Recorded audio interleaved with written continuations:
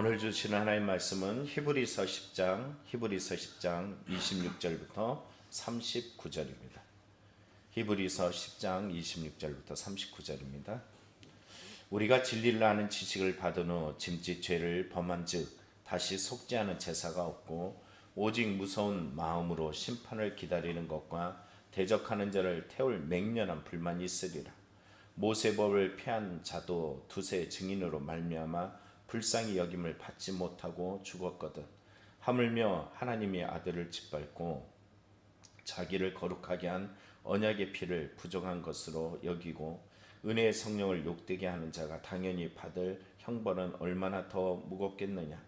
너희는 생각하라. 원수 갚는 것이 내게 있으니 내가 갚으리라 하시고 또다시 주께서 그의 백성을 심판하시리라 말씀하신 것을 우리가 아노니 살아계신 하나님의 손에 빠져들어 가는 것이 무서울진저 전날에 너희의 빛을 받은 후에 고난의 큰 싸움을 견뎌낸 것을 생각하라. 혹은 비방과 환난으로서 사람에게 구경거리가 되고 혹은 이런 형편에 있는 자들과 사귀는 자가 되었으니 너희가 갇힌 자를 동정하고 너희 소유를 빼앗기는 것도 기쁘게 당한 것은 더 낫고 영구한 소유가 있는 줄 알미라. 그러므로 너희 담대함을 버리지 말라. 이것이 큰 상을 얻게 하느니라.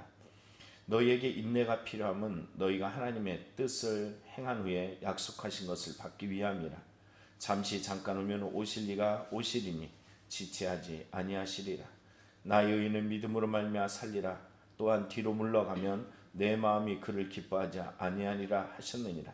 우리는 뒤로 물러가 멸망할 자가 아니요 오직 영혼을 구원함에 이르는 믿음을 가진 자니라. 아멘. 믿음을 지킨다는 것이 점점 어려워진다는 것을 느낍니다. 우리 중고등부 아이를 데리고서 커피숍에 갔어요. 근데 커피숍에 딱 갔더니 그 영수증 처리를 하고 그리고 나서 그 자기의 잔마다 뭔가가 붙어 있어요. 그래서 그것이 무엇이 붙어 있는가 그랬더니 오늘의 운세 이렇게 붙어 있더라고요. 왜 이런 오늘의 운세를 붙여놨을까요? 요즘의 세대가 자기의 마음 가운데서 있는 현실적인 여러 어려움들을 뭔가를 기대하고 싶어하는 이것을 상술로 이용하는 거예요. 그런데 우리는 성경을 통해서 알고 있다시피 이런 것들은 뭐예요? 우리 영혼을 갉아먹는 것이고 우리가 사울이 버림받을 때도 뭐라고 해요? 점치는 것은 우상에게 숭배하는 것이고 그것은 하나님을 거역한 죄와 동일함을 보여주고 있습니다. 오늘 우리가 기억해야 될 이것은 오늘 이 땅의 믿음의 생활이 참 어렵다. 신앙생활을 가진다는 것이 그다지 쉽지 않다. 그렇지만 우리는 더 견고한 마음으로 더 간절한 마음으로 더 뜨거운 마음으로 주를 더 향함이 필요합니다. 오늘 우리의 삶에 조금만 어려우면 가장 먼저 우리가 시도하는 것이 뭐냐면은 타협이에요. 이 믿음을 지킬 것인가 지키지 말아야 될 것인가. 그 수많은 일들 가운데서 가장 먼저 타협을 시도하는 것이 바로 이것이라는 거죠. 여러분 우리의 신앙 속에 타협이라는 것에 신앙이 절대 들어가서는 안 되는 것이 믿는 자의 모습입니다. 어렵더라도 힘들더라도 조금 전에 찬송했던 것처럼 어려운 일 당할 때 나의 믿음 적으나 하면서 의지할 이는 오직 내 주이심을 날마다 선포하며 고백하며 나아가는 성도의 신앙이 되길 축복합니다. 오늘 본문에 보면은 이제 율법을 다시 한번 기억할 것이죠. 7장, 8장, 9장을 이제는 그것을 통틀어서 설명해 주는 것이 곧 오늘 10장이라 그랬습니다. 여기에 보면 우리가 진리를 아는 지식을 받은 후, 여러분 우리가 진리를 아는 지식은 뭘까요?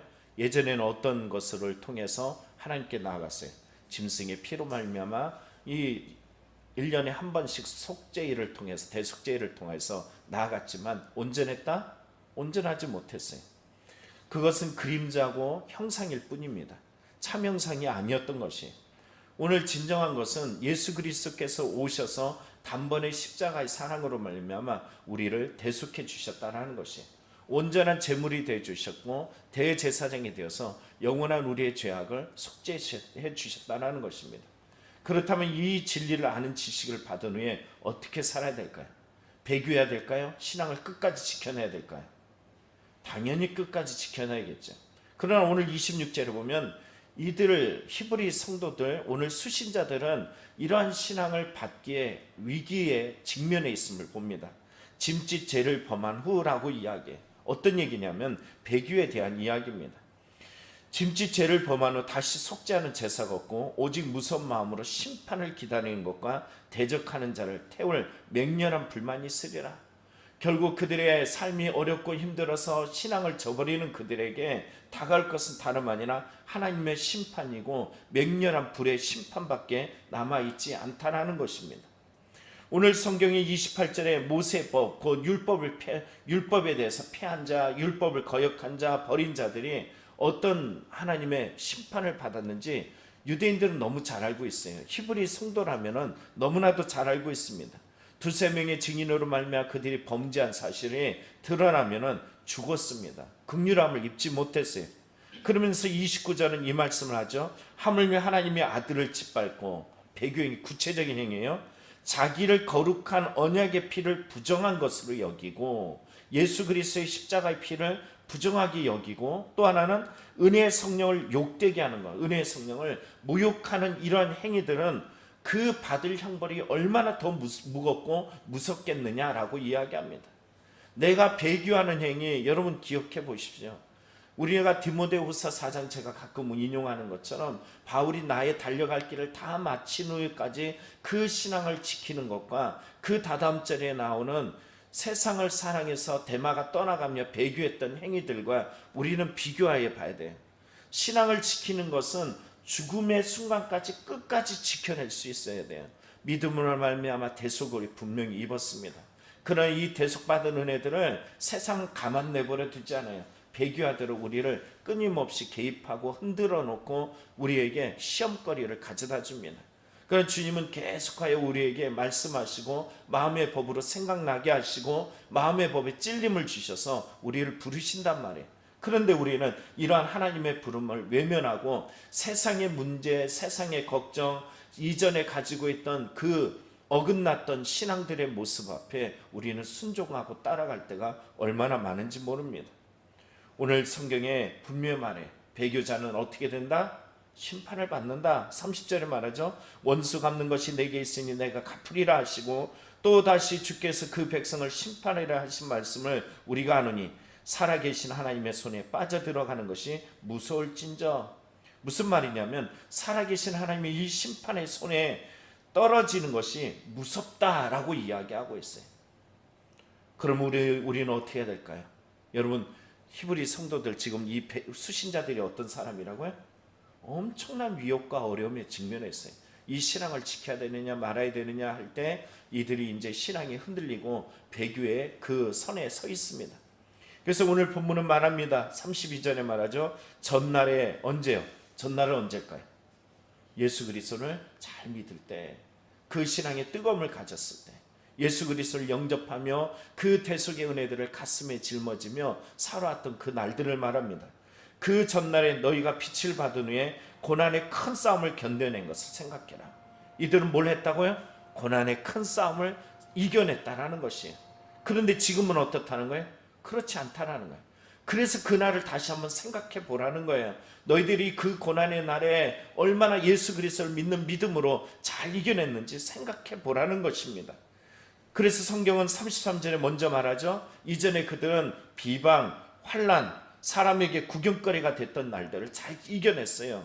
또 말하죠. 또 이런 형편이 있는 자들과 사귀면서 그들과 함께 했다라는 것입니다. 34절에 또 말합니다. 갇힌 자들을 위로했어요. 동정했단 말입니다. 그리고 자신의 소유들을 빼앗기는 것도 어떻게 생각했다고요? 기쁘게 받아들일 수 있는 믿음의 능력과 힘이 있었어요. 왜 이랬을까요? 더 낫고 영구한 소유가 있는 줄을 알고 있었기 때문입니다.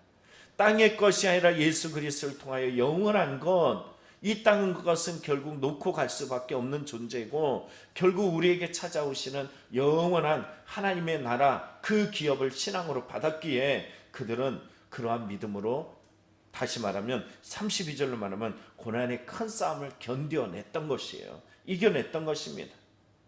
오늘 히브리 저자는 다시 한번 우리에게 말합니다. 이 말씀은 하나님께서 이 히브리서를 통하여 우리에게 주시는 말씀입니다. 그러므로 너희는 담대함을 버리지 말라. 이것이 큰 상을 얻게 하느니라. 예수님이 십자가의 사건을 통해서 우리에게 뭐라 말씀하세요? 담대하라. 내가 세상을 이겼노라. 이미 십자가가 놓여있는 그 자리에 그 길을 가야 됨에 있어서 예수님은 분명한 순종을 하시며 나아갔던 그 길에 말씀하신 내가 세상을 이겼노라. 뭘 선포하면서요? 담대하라는 거예요. 여러분, 담대하길 간절히 축원합니다. 이 담대함은 복음을 받은 후에 큰 싸움을 견뎌낸 것은 우리가 이 땅의 것에 소유욕을 둔 것이 아니라 영원한 것에 소유, 다시 한번 하나님의 기업을 믿음으로 받아냈기 때문이라는 것이. 구원받으셨습니까? 예수 그리스도를 말미암아서 우리가 영원한 그 속죄 은혜들을 가지고 우리가 이 땅에 살아가고 있습니까? 그럼 이 영구한 은혜를 가지고 우리의 힘듦과 지침과 오늘 말하는 환난과 비방과 구경거리와 여러 형편에 있을 때 내 형편에 사로잡힌 존재가 아니라 도리어 이런 환난 가운데서도 주위의 사람들을 도리어 위로하고 힘을 주고 소유가 빼앗길지라도 예수 그리스도 앞에 기쁨을 빼앗기지 않는 믿음의 성도가 되길 간절히 축원합니다. 도리어 힘들고 어려울 때 더 필요한 것이 뭐냐? 자, 36절을 봅니다. 너희에게 인내가 필요하면 뭐가 필요하다고요? 인내가 필요해요. 환난은 인내를, 인내는 연단을, 연단은 소망을 이루는 줄 압니다. 여러분 기억하시기 바랍니다. 인내가 필요하면 우리가 하나님의 뜻을 행한 후에 약속을 받기 위함입니다. 하나님의 아들이 됐다라는 것은 우리가 또한 여러 환난과 고난을 이길 수 있는 인내의 힘도 같이 받은 것이에요. 그래서 인내할 만한 고난을 두려워할 것이 아니라 감당하도록 힘주시는 주님을 의지하고 그 믿음으로 나아가야 될 줄 믿습니다. 이 땅의 삶이라는 것은 어떤 삶이라고요? 길다 짧다? 짧다요. 성경은 시편 90편을 통하여 안개라고 표현해요. 잠깐이란 표현을 씁니다. 오늘 성경에 말한 것처럼 여기에 말해요. 잠시 잠깐 오면 오시리니 지체하지 아니하시리라. 여러분 마라나타의 신앙은 2000년제의 신앙만이 아니에요. 오늘 이 땅을 살아가면서 어느 누구나 다 그럽니다. 이 땅의 삶이 참 허무하다, 슬프다, 힘들다, 금방이다. 여러분 나이가 들면 들수록 인생이 짧다라는 것을 더 많이 우리는 고백하게 되잖아요. 주님의 나라가 점점 가까워가고 있습니다. 언제 오실지 모를 주님이지만 지체하지 않는 잠깐의 시간이라는 것이. 그래서 두려워하지 않고 염려하지 않고 우리에게 필요한 것은 무엇인가? 다시 한번 38절에 말합니다. 나의 의인은 믿음으로 말미암아 살리라. 또한 뒤로 물러가면 내 마음이 길을 기뻐하지 아니하리라. 뭐가 필요하다고요? 믿음이에요. 의인은 어떤 삶을 살아요? 믿음으로 삽니다. 하박국에 엄청난 심판과 어려움이 오지만 하박국에게 하나님께서 말씀하신 의인은 믿음으로 말미암아 살리라. 여러분 이 믿음으로 살아내길 원합니다. 뒤로 물러나서 멸망할 자가 아니요 오직 영혼의 구원함을 잇는 자라. 그러면 무엇으로 살리라? 믿음으로 살리라. 이게 정말 믿음을 가진 자입니다. 점점 힘이 빠지고 점점 힘들고 지치고 상하고 깨질지라도 우리가 지켜내야 할 것은 다름 아니라 믿음입니다. 이 믿음으로 승리하는 저와 여러분들이 다 되기를 간절히 축원합니다. 기도하겠습니다.